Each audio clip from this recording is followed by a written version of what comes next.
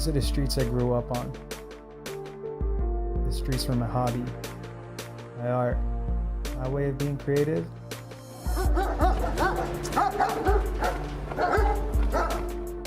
It sometimes had me running for my life.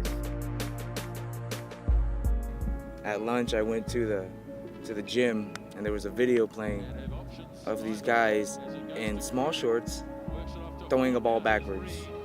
And it was the most alien thing to us. We had no idea what it was. So we went down there on a recruiting mission at lunch hour. And one of the first guys I come across is Jack. Who is this guy? He's 5 feet tall, all white hair. Now Jack walks in, his hair is purple, he's got gothic earrings in. Pretty sure he was thinking the same thing about the punk with the mohawk and all the piercings in school, you know? And he says, I think I want to play rugby. At first it was pretty difficult. People were like, rugby, like, what is it? Like, explain it. I never heard of rugby, like, in my entire life. Our oldest son came home from school one day and he says, I'm gonna join rugby. And we're like, what the heck? First, school wasn't really on board with what we were doing, so the lights were off, sprinklers were on. Next thing I know, that Herb has a cadre of young men on the field, and they're practicing, and they're starting to gather and form and shape. And they're out there in the dark sometimes at 9:30 at night, because that's the only time that they could get field time. None of them had played before. Get them into a stable, everyday workout scenario with what they were facing was quite a challenge.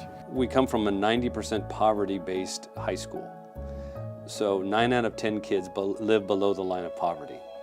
28% of our kids, on top of that, speak English as their second language. Lately though, I've been running with a new gang. Some new brothers. La Familia.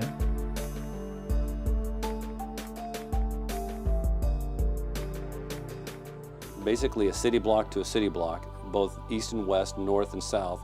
We are a haven within the 7 major gangs that surround and try to circumvent the positives that we do here. In my neighborhood where I live, one side I have Northside, on the other side I got TRG, and then to my other side I have Bulldogs. So pretty much where I live, I have gangs all around me. It's up to these children to make the right decision. I used to be in like gangs because I didn't have nothing to do after I come out of school. So I went out in the streets doing bad stuff. My grades were like F's, everything. You know, they have to decide if they're gonna go home that night or if they're gonna run the streets with the rest of their friends, because a lot of them don't have good examples. What Herb went after was the young man or the young men who needed a directional compass. You'd listen to stories from the kids walking to school worried about gangs. Everyone is one decision away from a tragedy. Everyone is one decision away from making some of the biggest mistakes that can cost them the rest of their lives. A 15-year-old Fresno teen is dead tonight after he was stabbed to death in central Fresno. Family members say Nicholas Quiroz stumbled home after he was stabbed and was able to talk with family members before he lost consciousness.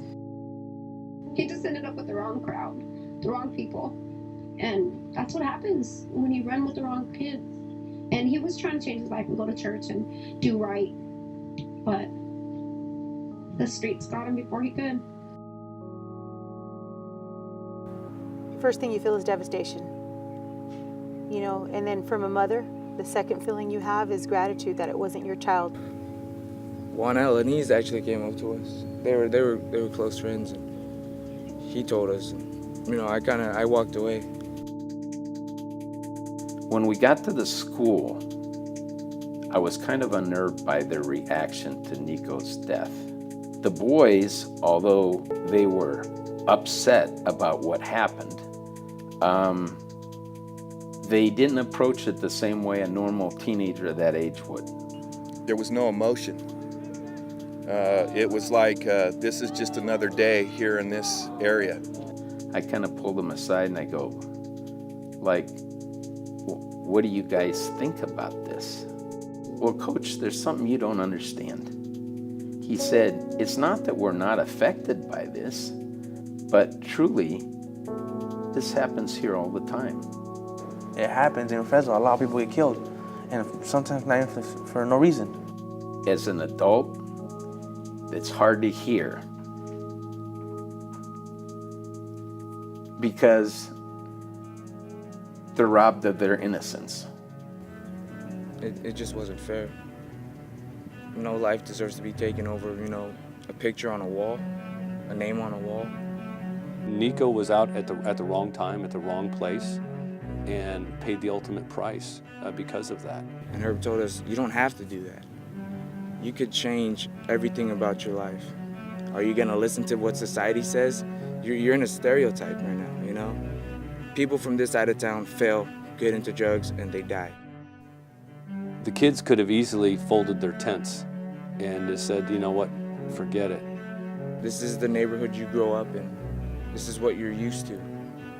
Are you gonna change it, or are you gonna evolve?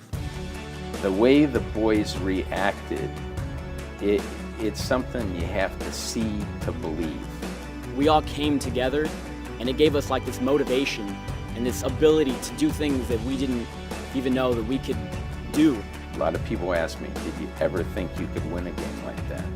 And I said, it's funny that you asked the question, but I thought we were going to win that game. Now, in this whole process, there begins to be a shift where the expectations I had of the boys suddenly are their expectations for themselves. That's why we actually started to get better and better and start beating teams, because we don't really see ourselves as a team. It's more of a family, like a brotherhood.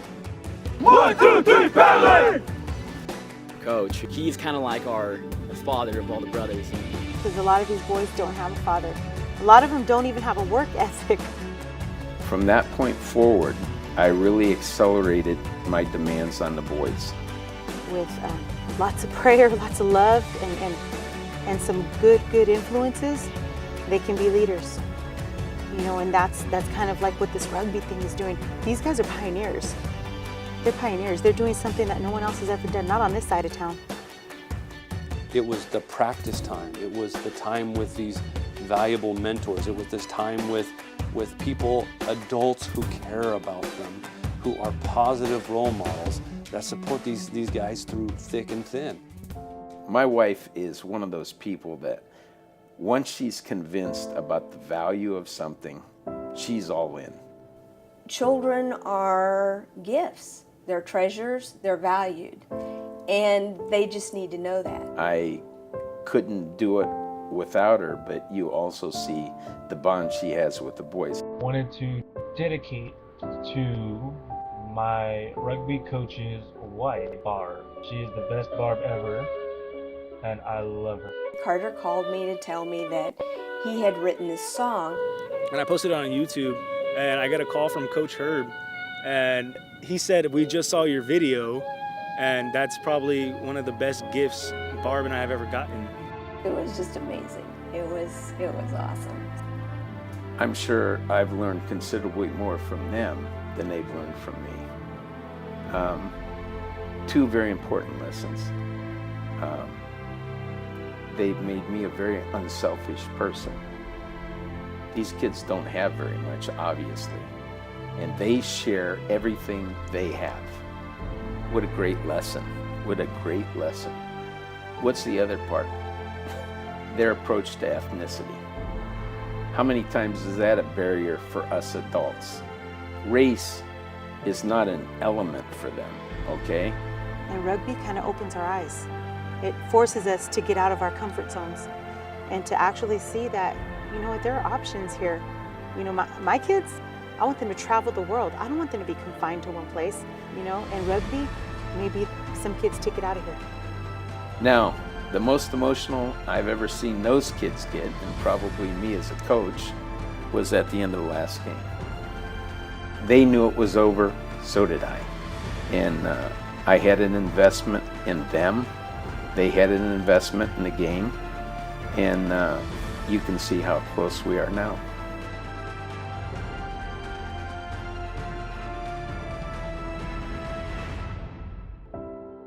After meeting Coach Breen, the field became our hood, the team, our gang. And we realized you can't beat the odds unless you try.